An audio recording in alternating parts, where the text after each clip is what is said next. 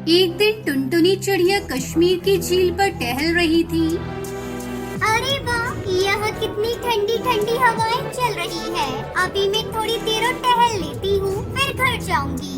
वैसे भी माँ कहती है सुबह सुबह टहलने से सेहत बहुत ही अच्छी रहती है। ताजी और प्रदूषण मुक्त हवाएं सुबह सुबह ही चलती है, हाँ नहीं तो। तभी टुनटुनी चिड़िया को नकचड़ी सुंदरी कौवी नदी पर टहलती हुई दिखाई देती है। टुनटुनी जल्दी जल्दी उसकी नजरों से दूर जाना चाहती थी। हे भगवान, ये सुंदरी काकी भी यही टहलने आई है। मुझे जल्दी यहाँ से दूर जाना होगा। अगर उन्होंने मुझे यहाँ देख लिया तो तुरंत मेरे पास आकर मेरा दिमाग खाने लगेंगी। और सुबह सुबह मुझे कोई शौक नहीं है कि मैं सुंदरी काकी से अपना भेजा फ्राई करवाऊँ। तब तक आप लोग कमेंट में बताएं 37 - 28 कितने होते हैं। टुनटुनी वहाँ से जाने लगती है। तभी सुंदरी कौवी उसे आवाज देती है। अरे ओ टुनटुनी, तू भी यहाँ टहल रही है? जरा इधर तो आना, मुझे तुझसे कुछ बातें करनी है। बेड़ा गर्क हो गया, जिसका डर था वही हुआ। आखिर काकी ने मुझे देख ही लिया, लेकिन अब कुछ नहीं हो सकता। मुझे उनकी बकबक तो सुननी ही होगी। टुनटुनी चिड़िया सुंदरी काकी के पास जाती है। अरे ओ टुनटुनी, क्या हाल चाल है तेरे मम्मी पापा के? कई दिनों से उनसे मुलाकात नहीं हुई। घर में सब ठीक तो है ना? हाँ काकी, सब ठीक है। माँ घर के कामों में लगी रहती है, इसलिए उन्हें बाहर निकलने का मौका ही नहीं मिलता। ये बात तो सही है। थोड़ा तू भी घर के काम कर लिया कर। अब तू बड़ी हो गई है, कल को तेरी शादी होगी। और बता, तेरे पिताजी ने अपने खेत में कौन सी फसल लगाई है? काकी, इस बार पिताजी ने अपने खेत में कोई फसल नहीं उगाई है। उनके पास बीज खरीदने के लिए पैसे नहीं है। जब पैसे आएंगे तब कोई फसल उगाएंगे।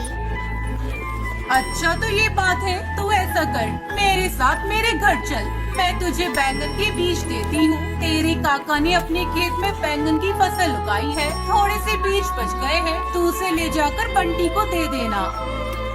टुनटुनी सुंदरी काकी के साथ उसके घर जाती है। सुंदरी टुनटुनी को बैंगन के बीज देती है। घर आकर वो बैंगन के बीज अपने पिता बंटी कबूतर को देती है।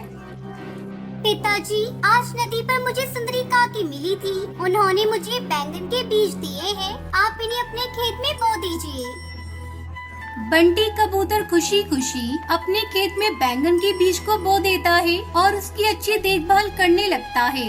कुछ दिन बीतने पर उसके खेत में बैंगन के खेत पर बहुत सारे बैंगन लग जाते हैं। बैंगन की पैदावार देखकर पूरा परिवार बहुत खुश होता है। टुनटुनी अपने पिता से कहती है, पिताजी, बैंगन की तो अच्छी खेती हुई है। आप इन्हें लेकर मंडी जाइए। तब तक मैं बाकी बचे बैंगन की रखवाली करती हूँ।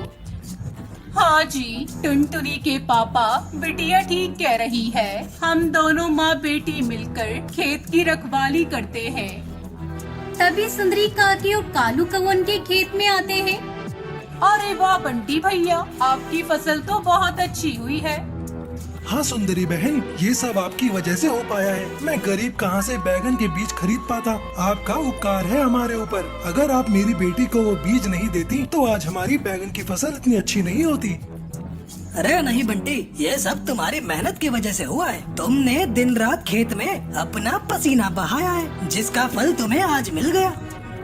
नहीं सुंदरी काकी, आपका बहुत बहुत शुक्रिया। आज आपने बीज दिए, जिसकी वजह से हमारी इतनी अच्छी बैंगन की फसल हुई। हम आपका एहसान कभी नहीं चुका पाएंगे। ये सुनकर बंटी कबूतर बैंगन की फसल को लेकर मंडी चला जाता है। बैंगन की अच्छी क्वालिटी होने के कारण बंटी के बैंगन तुरंत ही बिक जाते हैं। पैसे लेकर बंटी घर आता है। इतने सारे पैसों को देखकर टुनटुनी और उसकी माँ बहुत खुश होती है। इस तरह बैंगन की खेती करके पूरा परिवार खुशी खुशी रहने लगता है।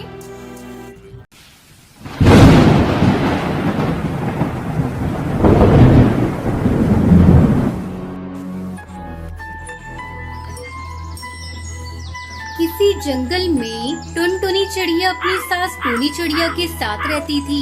टुनटुनी का पति टुन्नू चिड़ा मुर्गियों के अंडे बेचा करता था। उठो टुनटुनी, सुबह हो गई। जाकर मुर्गियों के अंडे इकट्ठा कर लो। तब तक मैं मुंह हाथ धोकर आता हूँ। ठीक है जी, मैं अभी जाती हूँ। किचन में मैंने रात में तुम्हारे लिए रोटियाँ बना कर रखी थी, उससे तुम खा लेना।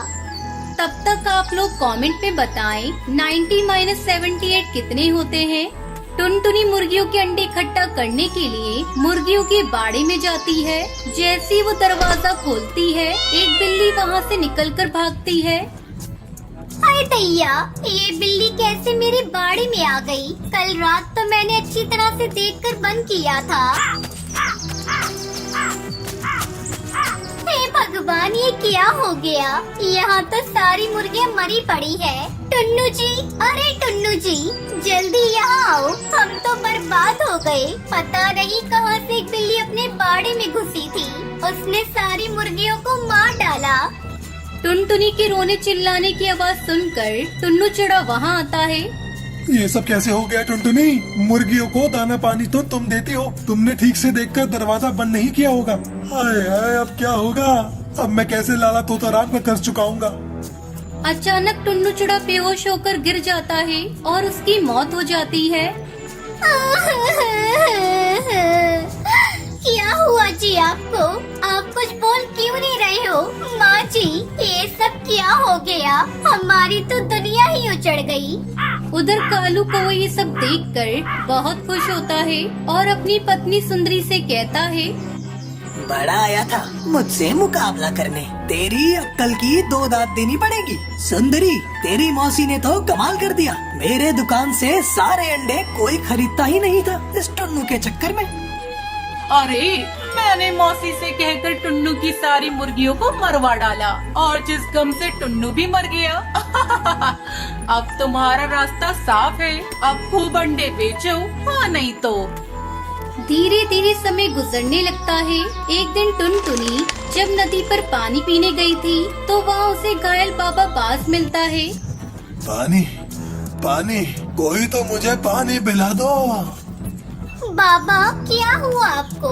आप परेशान मत होइए, मैं अभी आपको पानी पिलाती हूँ। टुनटुनी चिड़िया नदी से पानी लेकर आती है और बूढ़े बाबा बाज को पानी पिलाती है। पानी पीकर बाज बाबा उससे कहते हैं, मैं एक जादूगर हूँ। एक दुष्ट बिल्ली ने मुझे घायल कर दिया था। तुमने मुझे पानी पिलाकर मेरी जान बचाई है। चिड़िया, मुझे तुम उदास दिखाई दे रही हो, क्या बात है? मुझे बताओ। टुनटुनी चिड़िया उस बाबा जादूगर को सारी बात बताती है। बाबा, मेरे पति अब इस दुनिया में नहीं रहे। मैं अपनी सास के साथ रहती हूँ और मेहनत मजदूरी करके अपनी जिंदगी गुजर बसर कर रही हूँ। तुम्हारी दुख भरी कहानी सुनकर मुझे बहुत दुख हुआ। मैं तुम्हारे पति को तो वापस नहीं ला सकता, लेकिन तुम्हारी मदद कर सकता हूँ। ये लो जादुई अंडा, इसे ले जाकर अपने खेत में दबा देना, तुम्हारे सारे कष्ट दूर हो जाएंगे। आपका बहुत बहुत शुक्रिया बाबा, मैं आपका ये एहसान कभी नहीं भूलूंगी। टुनटुनी संडे को लेकर अपनी आंगन में बो देती है। अगले दिन उसकी खुशी का ठिकाना नहीं रहता। सारा आंगन अंडों से भरा पड़ा था, जिसे बेचकर वो अमीर हो जाती है। इस तरह टुनटुनी अंडे की खेती करके अपनी सास टूनी के साथ खुशी खुशी रहने लगती है।